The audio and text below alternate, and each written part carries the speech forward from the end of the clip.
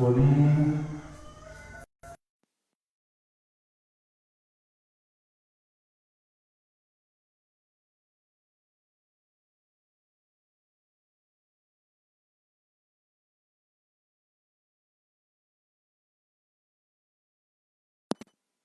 termasuk orang yang adil, maka celakalah Umar, kata beliau. Pakai apa? Fasakanat walam yakti ba'daha mithluha. Konek di mana? Maka gunung itu terdiam, ya, dan tidak pernah terjadi setelahnya lagi. Tidak ada suaranya. Dan ya, jadi kadang-kadang sesuatu itu terjadi, bencana itu terjadi karena ketidakadilan seorang pemimpin. Hak rakyat yang hak muslim di sana yang tidak terpenuhi. Ini mikrofon ya. dan headset. Oh, gitu. Ini Jadi waktu itu di masa Sayyidina Umar radhiyallahu anhu, beliau langsung ngomong kepada gunung tersebut, ya. Beliau mengatakan kalau memang saya tidak adil maka celakalah Umar. Langsung gunung itu diam. pulang ya.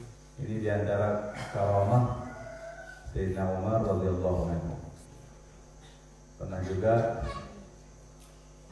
Gubernur Mesir Pulang ya. mengirim surat kepada beliau mengeluhkan tentang kejadian yang terjadi di Sungai Nil. Ya. Dan di sana. Sungai Nil itu setiap tahun ada saatnya dia airnya sangat-sangat menyusut. Ya, apa artinya? Ya, dia berkurang sangat banyak, ya, sampai tidak bisa dimanfaatkan oleh para petani, ya, untuk mengairi sawahnya. Tidak sih habis, tapi tidak bisa naik lagi digunakan oleh petani, sehingga merupakan kebiasaan orang Mesir pada saat itu kalau sudah terjadi, ya, air surut seperti itu, maka mereka menyuguhkan seorang manusia untuk dikurbankan di sana, ya, sebagai apa istilahnya kalau orang dahulu itu tumbal, ya, sebagai tumbalnya. Dan biasanya baru dia mau harus wanita cantik, ya. Pokok kecil yang paling ingat oleh Mesir itu yang dijadikan sebagai tumbal. Ya.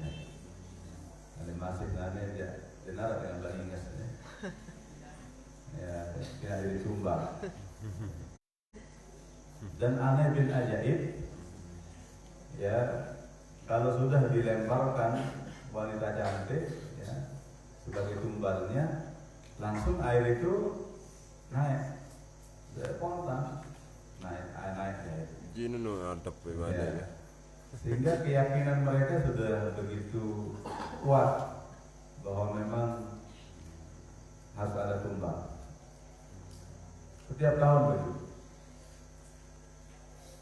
Ya, gubernur yang ada di Mesir pada saat itu heran dengan keadaan itu, sehingga dia kirim surat kepada Sayyidina Umar sebagai khalifah muslimin. Dia ceritakan beginilah kejadian-kejadiannya. Saya tidak bisa menghalangi mereka untuk melakukan kesyirikan ini. Ini syirik yang sudah berjalan begitu lama, ya, dan orang sudah sangat yakin karena kalau tidak mereka tidak akan bisa bertani, ya, karena airnya tidak akan keluar. Akhirnya Sayyidina Umar menulis surat, ya. Kepada siapa beliau menulis surat? Kepada Sungai Nil langsung, ya. Wahai Sungai Nil, kalau mengeluarkan airmu bukan karena Allah, maka kami tidak membutuhkanmu. Ya, tapi kalau kamu mengeluarkan airmu karena Allah, ya, maka silahkan keluarlah karena Allah Subhanahu wa Ta'ala. Ya, jadi surat itu dikirim, diperintahkan kepada gubernur, lemparlah surat ini ke sungai Nil. Nanti kalau bisa penyembuhan tumbal, kamu halangi mereka dan janganlah melempar tumbal itu, melainkan lemparlah surat saya. Hanya itulah yang dilakukan oleh gubernur. Ya, untuk pengganti tumbal itu dilemparkanlah ke sungai itu tulisan Sayyidina Umar radhiyallahu anhu. Ya. Di saat surat itu sampai di air Nil, langsung air itu naik. Ya, dan tidak pernah kering selama-lamanya sampai sekarang. Nah, itu karamah daripada Sayyidina Umar bin Khattab radhiyallahu anhu. Ya. Ini persis juga kejadiannya. Kalau ini gunung mau bergemuruh, seperti gunung mau meletus, tapi kan di sana tidak ada gunung berapi. Begitulah suara goyangan gunung ini, seolah-olah gunung ini akan menimpa masyarakat. Apa kata beliau? Uskuni ilam akun adlan fawailun li umat. Ya. Diamlah wahai gunung, kalau memang saya bukan orang yang adil, maka celakalah Sayyidina Umar, celakalah Umar. Rasakan, maka diamlah gunung itu. Nah itu, mau dia diperintah untuk diam. Kenapa? Karena yang perintahnya ini adalah seorang khalifah, seorang pemimpin yang sangat adil. Ya. Sangat adil. Kalau pemimpin yang tidak adil, ya boleh dikentawak gitu. Jadi ini contoh-contoh bagaimana kejadian zaman dahulu. Qalu maktubun fi 'asa Musa, tertulis di tongkatnya Nabi Musa. Ya. Di mana sekarang tongkat itu, wallahu a'lam. Ya. Saya yakin sih masih tongkat itu. Tapi mungkin disimpan oleh gaib atau ya bersama Sayyidina Musa, wallahu a'lam. Ya. Jadi di tongkat itu tertulis apa bunyi tulisannya? Ya. Annal 'alima idza lam ya'mal bi ilmihi yakunu huwa wa iblis sawa. Sesungguhnya orang alim kalau dia tidak mengamalkan ilmunya, berarti dia sama iblis itu sama. Allah, berat sekali. Sama, karena iblis itu alim luar biasa. Ya. Kalau manusia sekarang ada punya S3, doktor, iblis itu S10 sudah. Doktor kuadrat mungkin. Ya. Saking alimnya yang namanya iblis itu. Tetapi iblis itu tidak mengamalkan ilmunya. Dia sombong. Ya, dia sombong.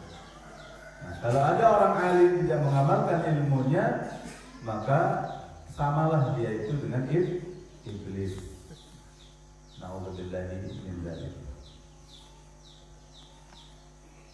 Wal wali idza lam ya'dil bainan nas yakunu huwa wa fir'aun sawa. Seorang pemimpin, ya wali di sini bukan waliullah maksudnya, tapi waliul amr. Ya. Seorang pemimpin apabila tidak adil kepada rakyatnya, ya, maka tidak ada bedanya antara dia dengan Fir'aun. Ya, yakunu huwa wa Fir'aun sawa. Berarti dia dan Fir'aun itu sama. Fir'aun pemimpin yang luar biasa besar kekuasaannya. tetapi sayang dia zalim, tidak adil, ya. Dia menzalimi rakyatnya, ya. Maka sama seorang pemimpin yang tidak adil itu sama dengan Fir'aun, ya. Ini tertulis di tongkatnya Nabi Musa alaihi salam, ya.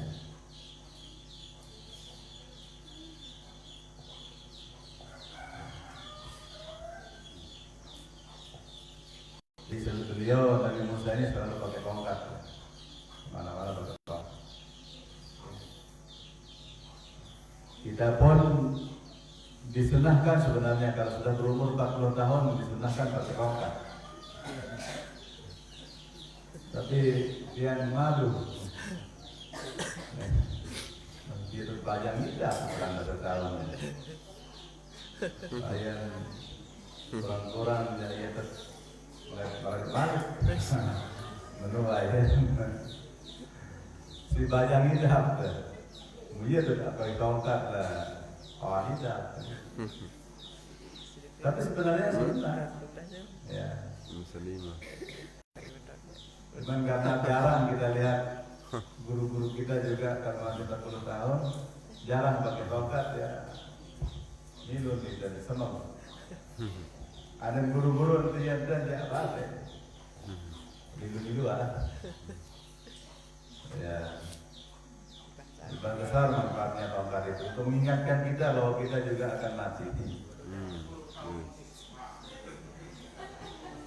Ya. Lagi tidak cocok pokoknya. Tongkat satu kali dia doang tahu.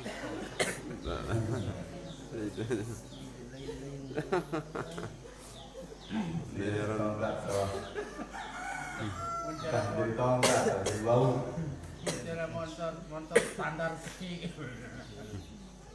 Kemudian apa juga yang ketiga? Wattajiru idza lam yunfiq amwalahu bima faradallahu alaihi wa lam yajma'ha min halin yakunu huwa wa qarun sawa. Seorang pengusaha, ya, apabila dia tidak menginfakkan harta bendanya di jalan Allah dan dia juga tidak mendapatkan harta itu dengan halal, maka sama dia itu dengan ya Qarun. Ya. Kalau ada pengusaha, ya, kalau pengusaha negeri ya biasa tidak kepet. Kalau dia tidak menginfakkan hartanya di jalan Allah dan dia juga tidak mengumpulkan harta itu lewat yang halal, maka sama dia dengan Qarun. Maka suatu saat akan tenggelam juga harta bendanya. Kalau Qarun nyata langsung hartanya itu masuk ke dalam bumi, sampai istananya pun masuk. Hartanya itu sampai onta tidak mampu memikul kuncinya. Bukan hartanya, kuncinya. Kunci doang ada berkasa isi onta. Berarti dia harta tumpuk ke dalam. Di sana ada gudang, di sana ada gudang. Di sana Beli kumpul lah. penuh. Udah balik kunci berdalam. Barak kroto. Namun makin ya tidak ada yang berat, tidak perlu, cukup pakai satu ATM. Hanya satu kartu putih, ya, udah bisa triliunan di sana kita bawa kemana-mana bisa. Kuncinya cukup satu. Zaman lain yang meni balik kunci. Tapi memang saking kayanya Qarun, cuman dia zalim, tidak mau berzakat. Ya, di saat minta zakat, dia kira bahwa itu sebagai pemaksaan sehingga Allah menenggelamkan harta bendanya semuanya. Sehingga setiap ada orang menemukan harta di dalam tanah, selalu mereka mengatakan harta karun. Nah ya, harta karun artinya oh ini harta karun selayak telang. Ini lalu minta mau tahu di Indonesia. Lalu Allah alam tidak ada yang sahih. Ya. Jadi bukan korun itu cuma satu, korun itu banyak. Ya. Nama korun mungkin dia saja, tapi yang sifatnya sama dengan korun banyak sekali.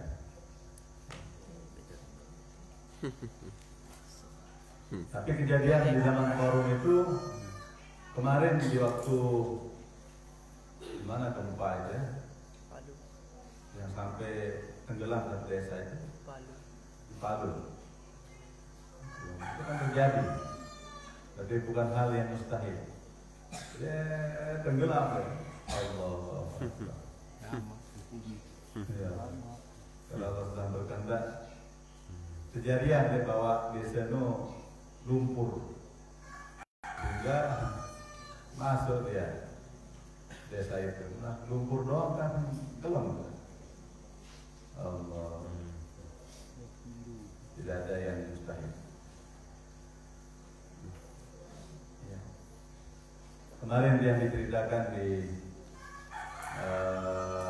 Sembalun, ya, yang nginap di Sembalun dari malam petani ngaji, ya ngaji sambil mencari tempat untuk ceramah, ya, lewat media sosial, internet. Ada beberapa kajian berhasil kita rekam di sana. Beberapa tempat yang diceritakan sama ya. Jadi dulu di Sembalun orang kalau mengembala sapi ya, tidak perlu dikandangkan, dilepas di hutan ya, dilepas, cukup dikasih tanda di telinganya ya, tahu dia sapinya dia kemana dia, kan dia cari ke hutan dan dia bisa panggil sapinya dengan panggilan khusus ya. Jadi setiap pemilik sapi punya panggilan khusus, dan anehnya sapi yang menjadi induknya itu sudah keruan, sudah jadi kepala suku lah. Kalau dia manusia kepala suku. Kalau sudah itu jalan, semua anak cucunya itu ikut. Kadang sampai 50 sapi dia punya di hutan. Dia ngawis loh. Cuman modalnya dia itu hanya garam. Jadi sapi ternyata senang sekali sama garam. Sekarang tumpahan ya. Sia dimakan oleh sapi itu. Kadang-kadang sampai tanahnya dijilat. Saking senangnya kalau dia dikasih garam. Itu modalnya. Sekali seminggu kadang-kadang kita antarkan kadang. Selebihnya dia mencari makan sendiri. Tapi aneh bin ajaib katanya. Sapi itu akan dia bagus, akan dia manuk kalau keluarga daripada pemiliknya itu aman. Tapi kalau sudah terjadi perpecahan antar keluarga, maka sapi itu akan hilang dengan sendirinya, musnah. Aneh dan ajaib. Dan itu pernah saya alami sendiri kadang-kadang. Saya lihat dengan mata kepala sendiri. Gara-gara ada yang mengklaim, ya setelah meninggalnya papu, mengklaim ini bagian saya, ini bagian saya. Mereka ada sedikit bentrok, ya. Ternyata sapi itu menghilang, ya.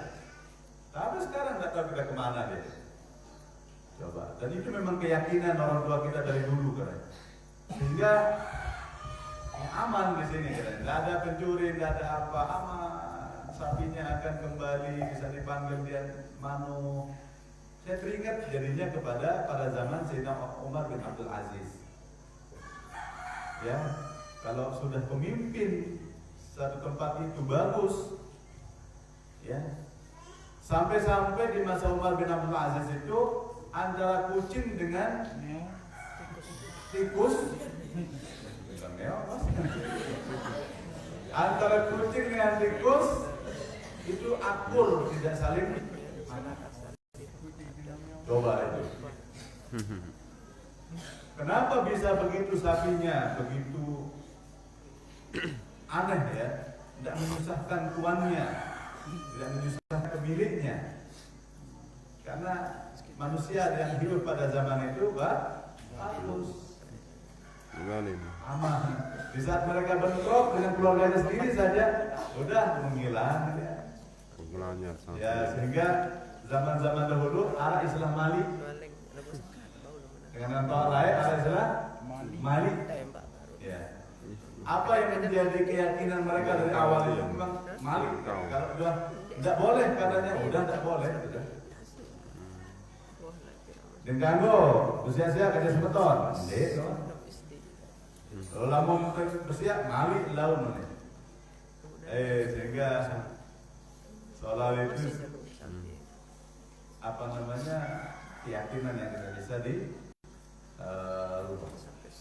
sekarang ya masya Allah, bacaannya hadis, bacaannya Quran yang ke-10 ayat. Aro ini. Tidak rasa peduli lalu, gitu.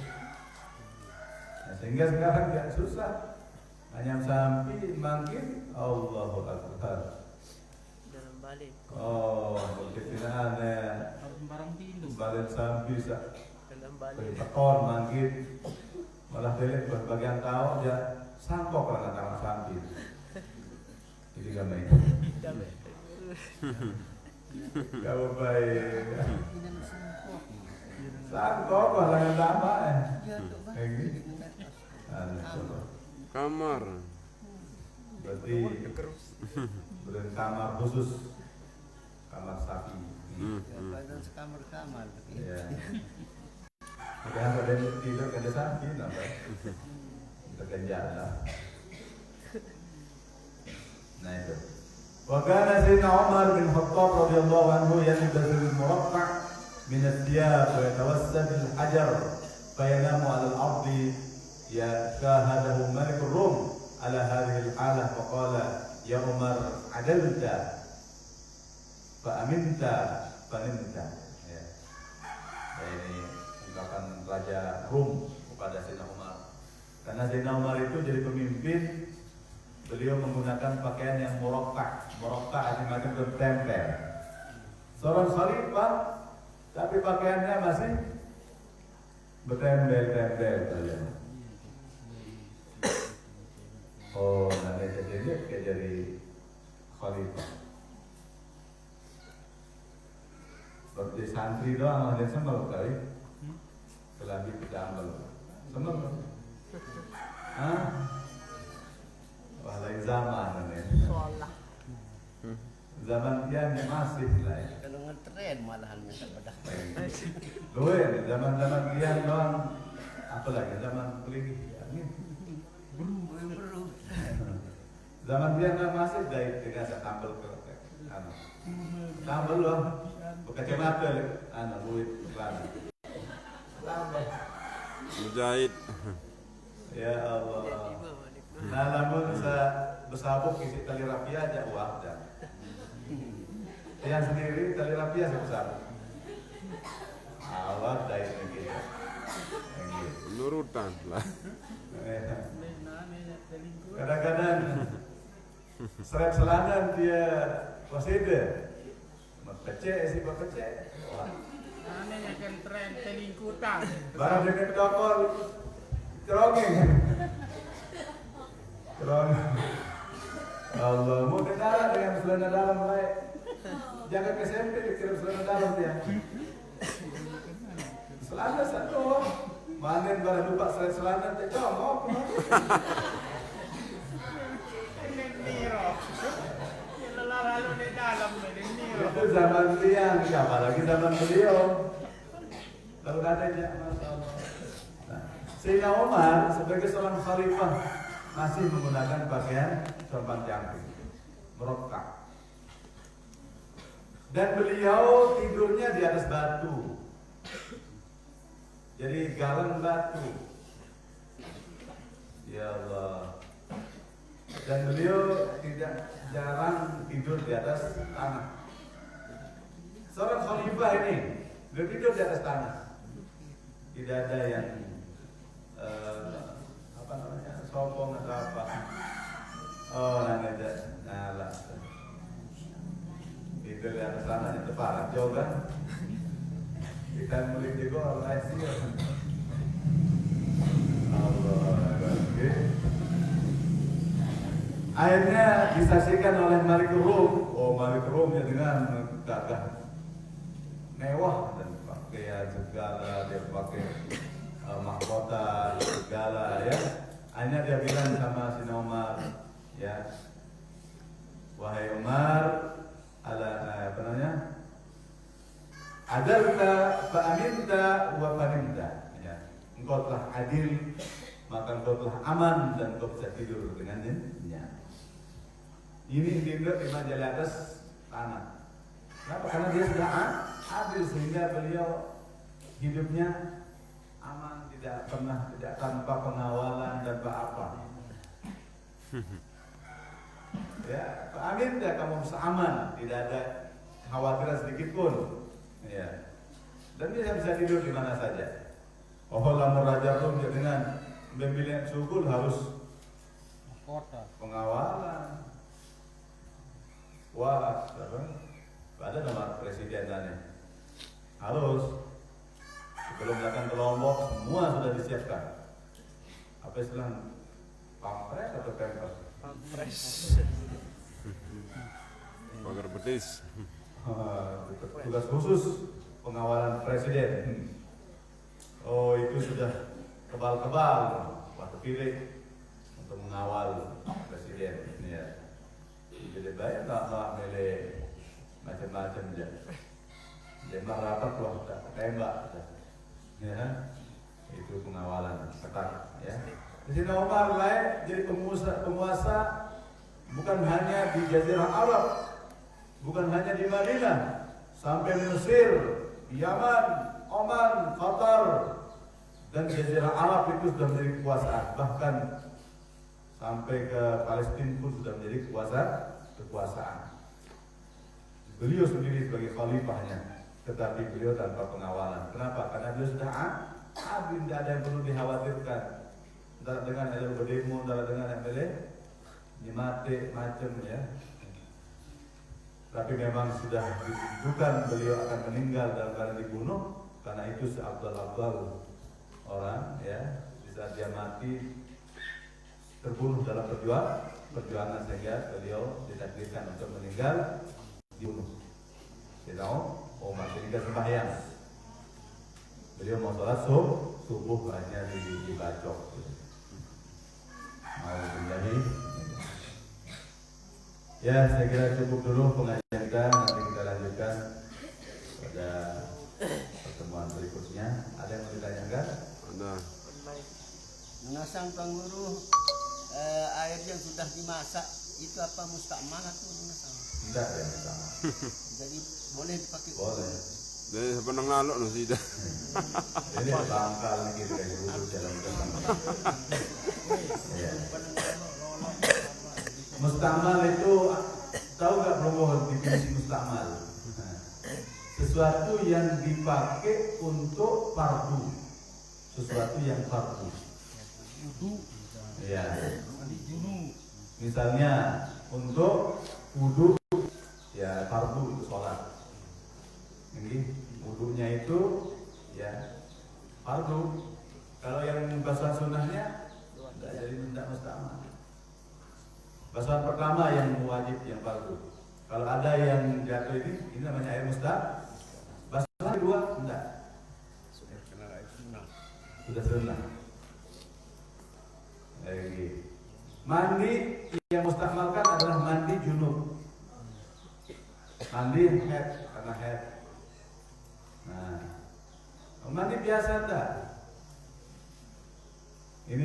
guru kadang-kadang kita terlalu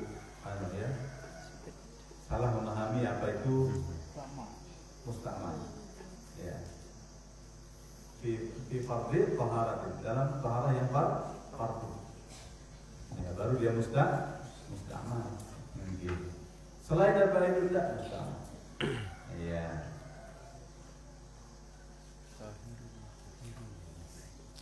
Ini. Cuma nanti ada juga jadi yang suci tapi tidak tidak bisa mensucikan itu bukan hanya air mustakmal. Ini kadang-kadang kita salah memahami. Kalau yang mustakmal tadi itu sudah saya jelaskan. Tapi ada juga yang sudah bercampur. Ya, dengan sesuatu yang bisa merubah kemutlakan air itu, maka dia juga termasuk tahirun gairu mutahhar. Suci tapi tidak mensuci. Contoh air teh berubah karena satu zat yang bercampur dengan dia. Mulai air biasa jadi air teh, air kopi, air Amazon, air Sprite, air Coca-Cola. Itu sudah mustakmal, bukan mustakmal, tapi dia suci tapi tidak mensucikan. Gitu. Tapi kalau air aqua itu bukan, itu hanya kemasannya saja. Tapi airnya tetap ada air Asal. armada. Nah itu hanya kemasannya saja. Boleh dimasak, nggak masalah. Sekarang di toilet atau di jeding di kamar mandi,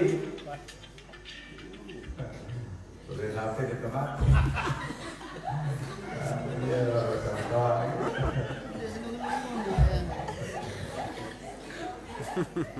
Makin namun terus balon setiap setiap villa atau hotel mesti ada pemanas, ya. Ada air dingin, ada air panas. Boleh nggak kita pakai air panas itu untuk wudhu? Boleh. Tidak masalah. Kalau dia kan panas doang, ya pelupa semua. Campur ya desa dingin. Ada yang sajari anggap bukan panas. Gitu. Ya. Biasa lemon beak dia panas semua, lemon hijau ya niat dedek putar sampai secara umum keluar kesan rumah. Gitu. Boleh. Yang musammas itu yang dipanaskan karena karena matahari, dan dia di dalam bejana yang terbuat dari logam. Ada apa di sana? Wallahu a'lam. Yang jelas pasti ada mudarat. Ya, menurut sebagian dokter di sana ada zat yang membuat air itu akan menimbulkan penyakit baros, penyakit belang, atau juzam, ya. Yang penting kanggo, yang berbalan musammas, bukan tak boleh tapi makruh, kurang bagus. Ada online? Apakah sholat kita lebih rakaat? Contoh sholat asar 5 rakaat dalam keadaan lupa sah atau tidak? Kalau kita lupa nggak masalah, sah dia.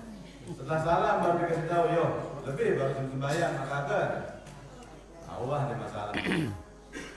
Allah pernah lebih ya. Tidak mesti harus turun sebalik. Saya berniat untuk mengurangi 1 rakaat. Saya dari 6. Lamun kurang aja, rombok. Lamun lebih aja, perlu kurangi. Waliwat pembeda. Hapus ini. Tahu kurangi. Tapi sah dia. Kenapa? Karena lupa. Kalau dia sengaja, itu yang tidak boleh. Kalau dia sengaja melebihkan, ya dengan keyakinan boleh, itu bisa menjadi kafir dia, karena dia merubah sesuatu yang sudah mutawatir. Ya itulah yang dimaksud dengan bid'atun dhalalah, melebihkan sesuatu yang sudah jelas pas. Baru dalam bid'atun dhalalah, dia sebagai ustadz di kampung untuk lebih. Kematian kan?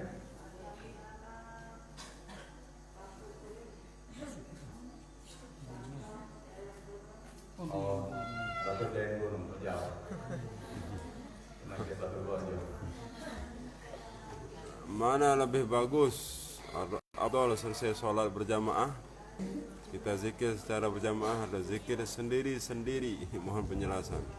Sebenarnya semuanya afdal, tergantung keadaan di tempat itu. Ya, kalau keadaan tempat itu orang sudah ngerti semua, orang sudah alim, orang sudah saleh, wah tahun doang pada zikir, udah masing-masing saja. Tidak perlu pimpin, udah masing-masing sudah. Warata-rata nih tahu doang. Tapi kalau di tempat itu banyak orang awam, dia tahu zikir mesa. Kalau dia sendiri nggak bisa dia. Daripada mereka akan pulang tanpa zikir, tanpa wirid, maka kita ajak bersama-sama.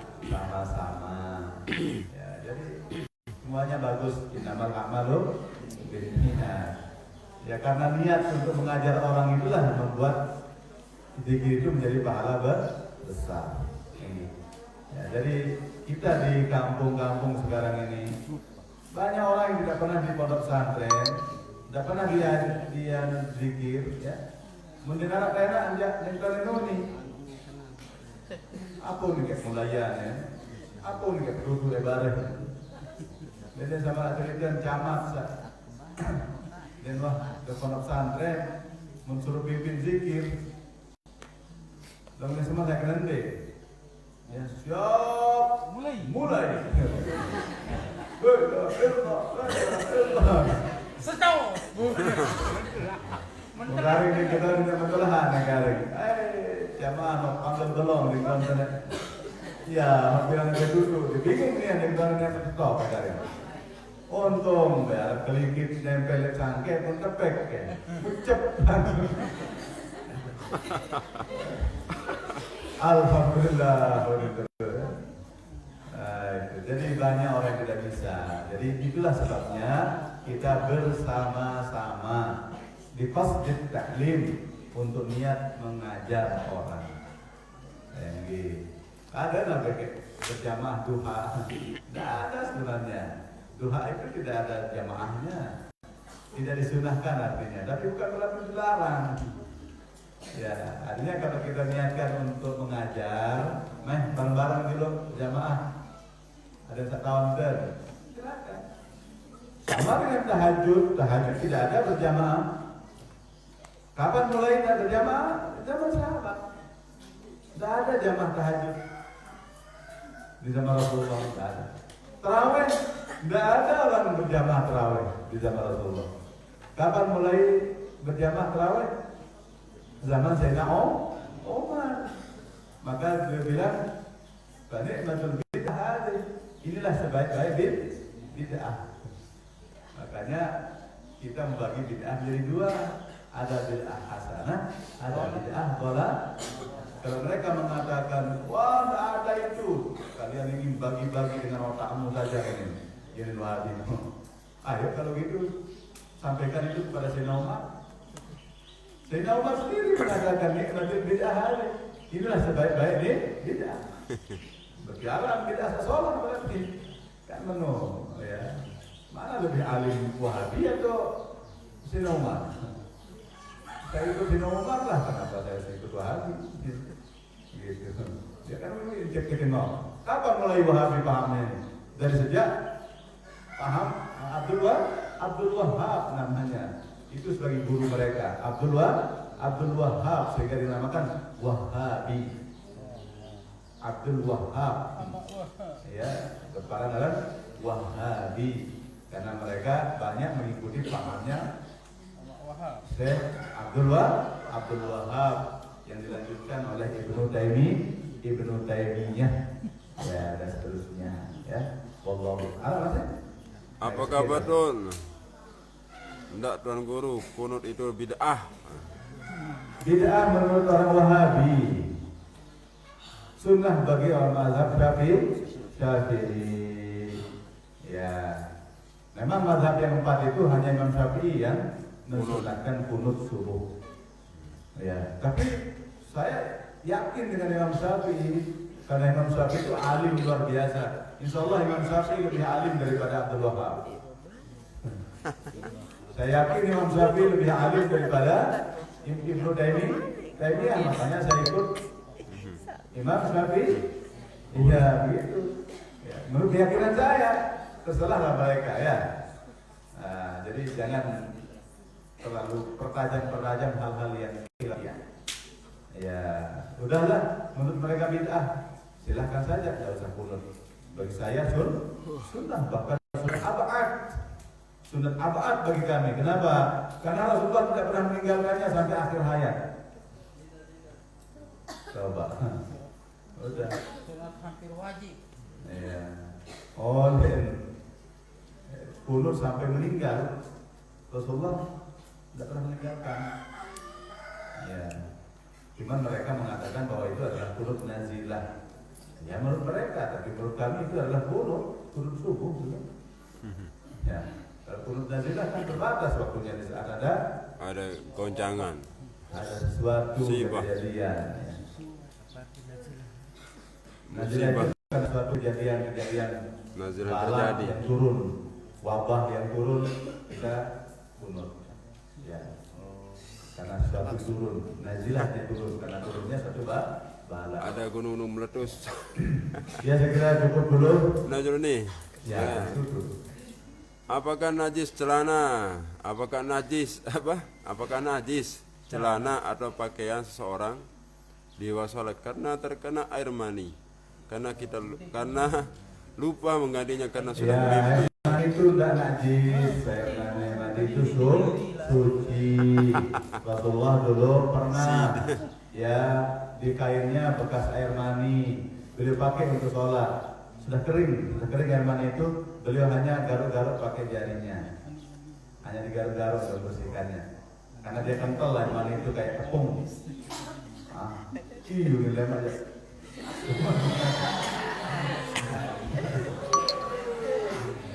Ya. Kemudian dia garuk-garuk dipakai sholat, ya. Itu menurut sebagai bukti bahwa air mani itu seandainya kita mengatakan air mani itu najis, berarti kalian ini najis. Kalian dari mana? Air mani. Ya, sehingga mazhab Syafi'i mengatakan bahwa air mani itu suci. Boleh dipakai bekas celana bekas Air mani. Iya. Apa boleh kita pakai doa umum selesai sholat duha atau tahajud? Kenapa? Doa umum. Apakah boleh pakai doa umum? Doa apapun kawin doa. Pokok doa dulu apa berkawin. Tidak mesti harus itu saja. Allahumma inna rizqi fis sama'i fa anzilhu. Tidak mesti saja. Silakan pakai doa apa-apa wah. Enggak napa Rabbana fa'ana bima. Iya wah. Atau Rabbana atina fid dunya hasanah. Hati ini bukan hadiah tuh berdoa dengan selamat. Baru. Karena doa kunut itu doa. Ya. Bisa ya. Wallahu taala a'lam bishawab. Ya gitu. Untuk terusan apa ya pada zaman. Mari kita duduk dengan kafaratul majlis. Bismillahirrahmanirrahim. Subhanakallahumma wa bihamdik asyhadu an la ilaha illa anta astaghfiruka wa atubu ilaik. Bismillahirrahmanirrahim. Rabbana fa'alna bima 'allamtana. Rabbi 'allimna alladhi yanfa'una.